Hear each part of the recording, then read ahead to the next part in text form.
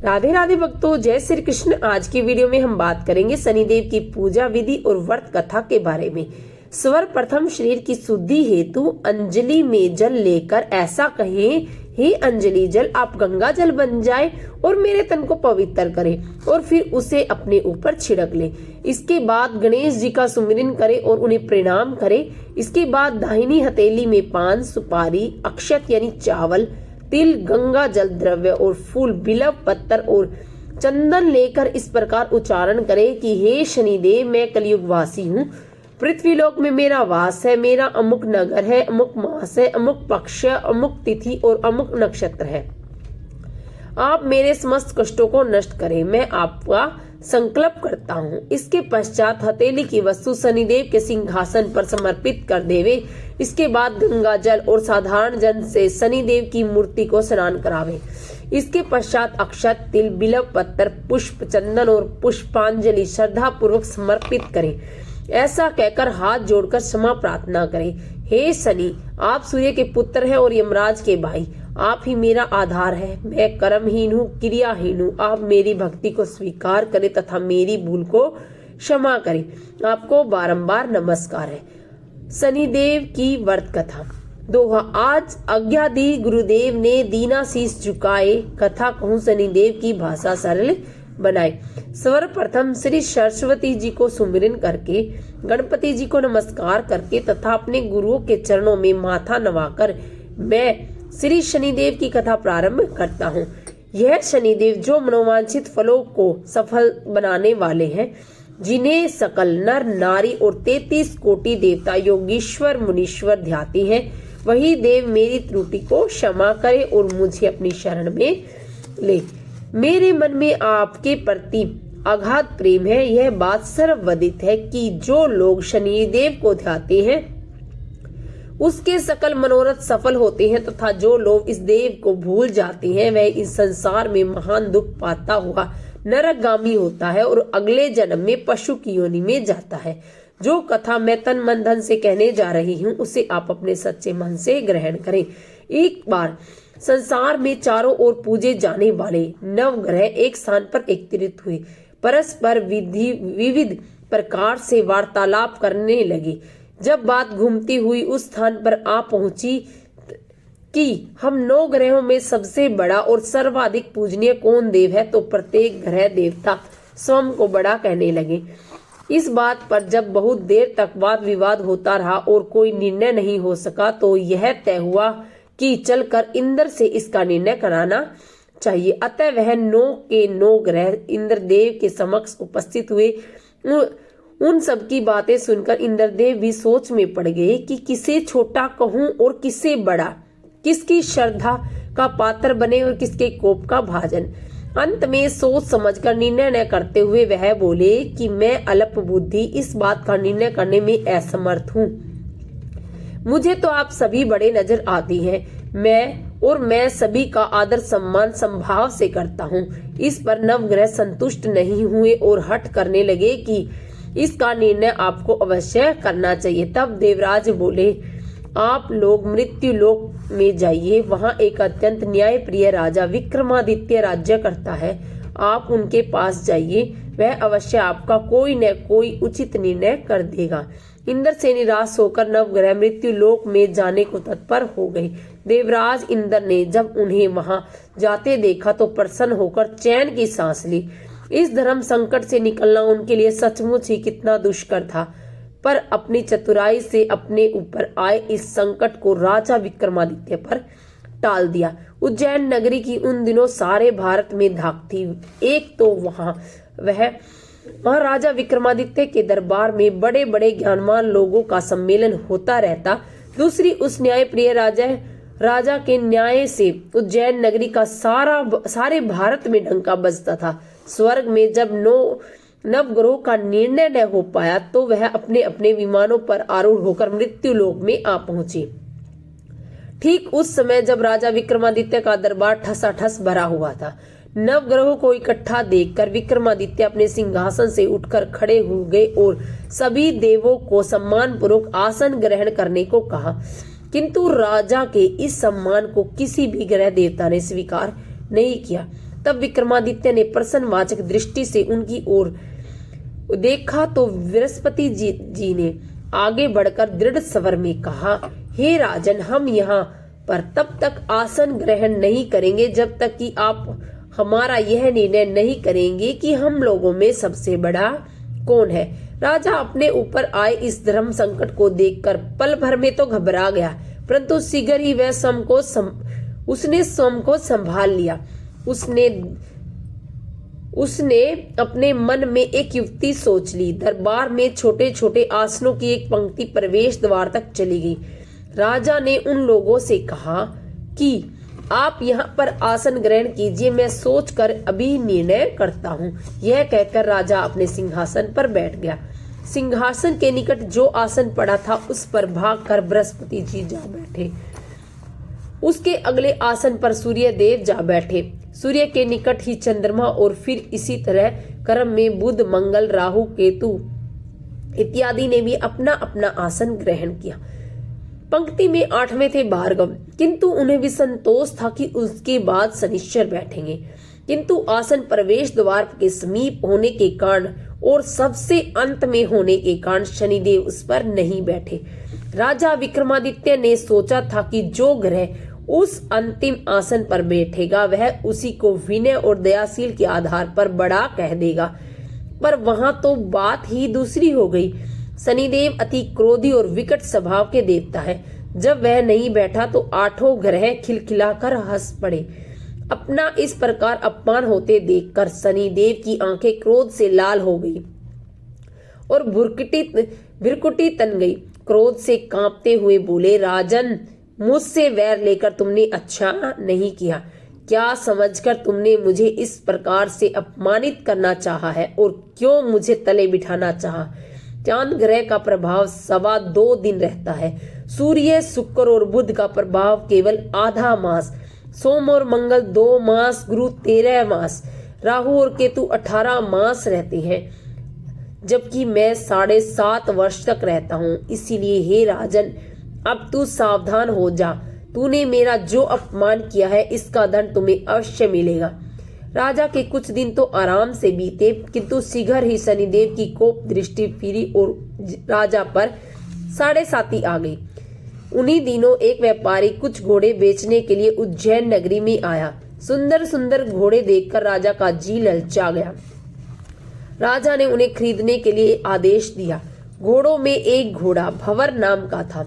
राजा उस पर चढ़कर देखने लगे। कुछ दूर तक तो घोड़ा राजा को लिए वहीं घूमता रहा, लेकिन फिर सहसा भाग खड़ा हुआ। राजा को बड़ा अचंबा हुआ। घोड़ा एक भयानक जंगल में राजा को पटक कर अंतर्ध्यान हो गया। राजा अकेला उस वीरान जंगल में भटकने लगा। साय के समय जब उसे प्यास बहुत सताने लगी तो वो जोर जोर से चिल्लाने लगा। उधर एक पगडंडी की से एक ग्वाला अपने गांव को जा रहा था। वह राजा की आवाज सुनकर रुक गया। राजा उसके पास गया। ग्वाले ने उसकी व्यथा जानकर उसे निकट की नदी में जाकर पानी पिलाया।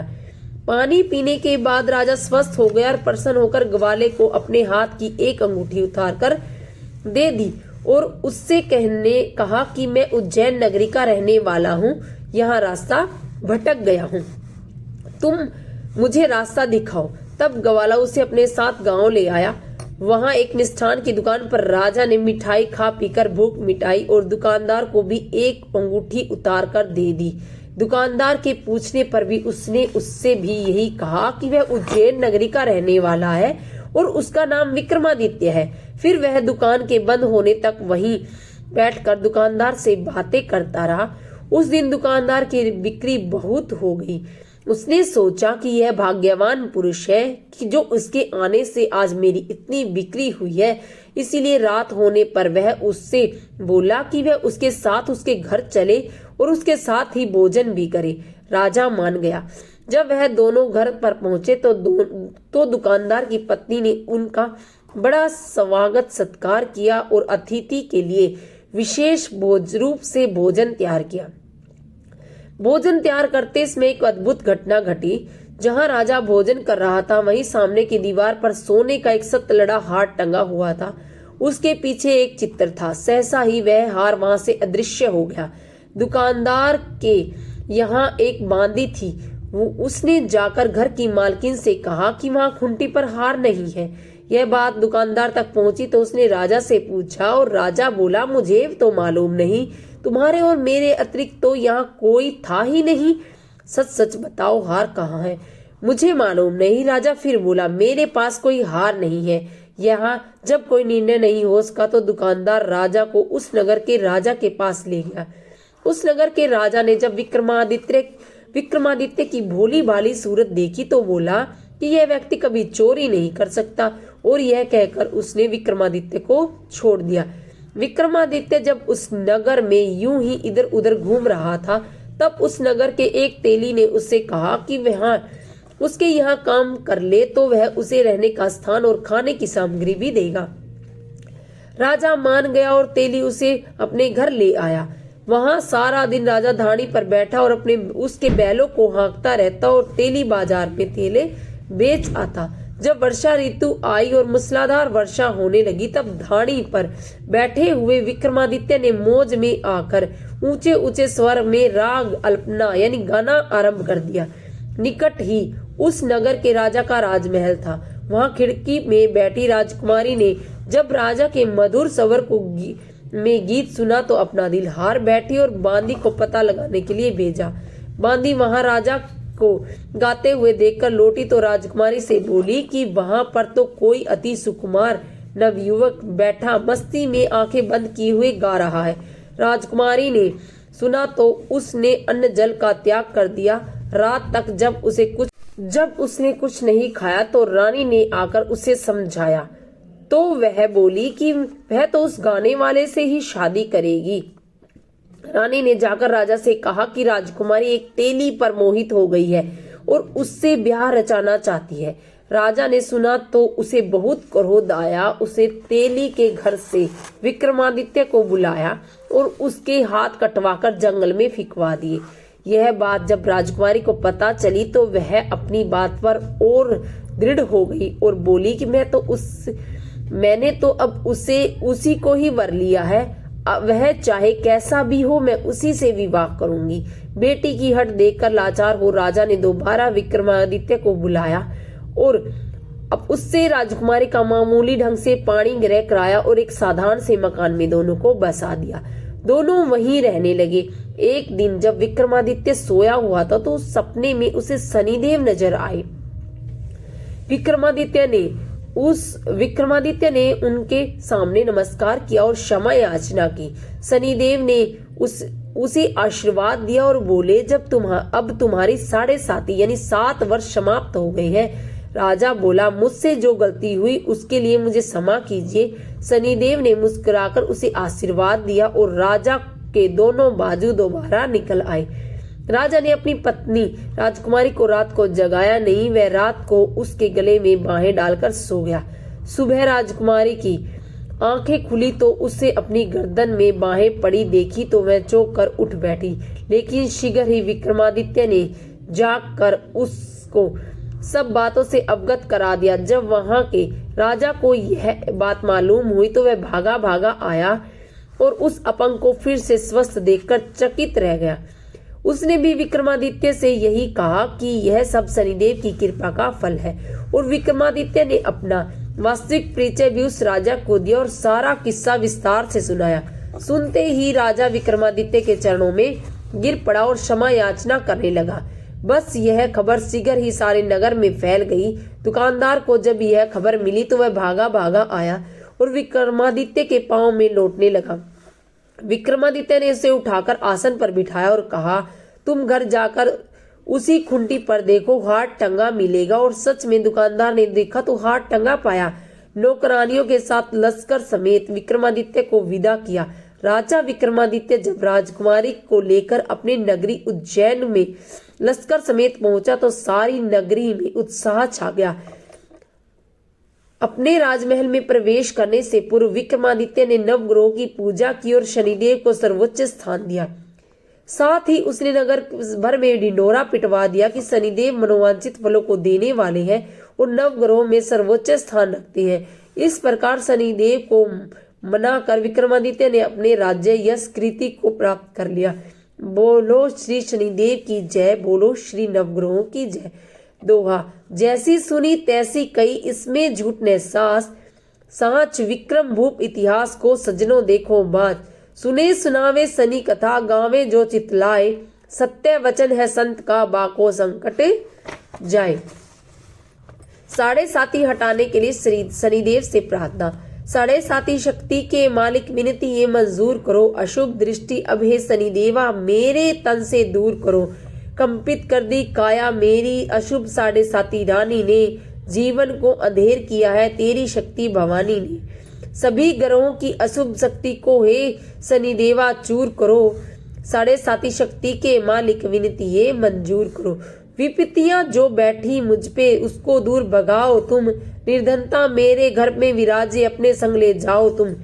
भैंसे लक्ष्मी मेरे ग्रह में शुभता से भरपूर करो, साढ़े साती शक्ति के मालिक विनती ये मंजूर करो। डेढ़िया और साढ़े साती देवा दोनों तेरी दासी हैं, तेरी आज्ञा से चलती दुख सुख की ये साथी है। दिला दो इनसे दया की दृष्टि, धन और वृष्टि जरूर करो, साढ़े साती शक्ति के मालिक विनती ये मंजूर करो। अशुभ ग्रहों को हे शनिदेवा मेरा मित्र बना दो तुम, रत्नों से भरा मेरा खजाना सोने छत्र चढ़ा दो तुम। चरणों में है मेरा मस्तक, दुखियां पे दया हजूर करो, साढ़े साती शक्ति के मालिक विनती ये मंजूर करो। आरती शनिदेव जी की। जय जय जय शनिदेवा भगतन हितकारी, सूर्य के पुत्र छाया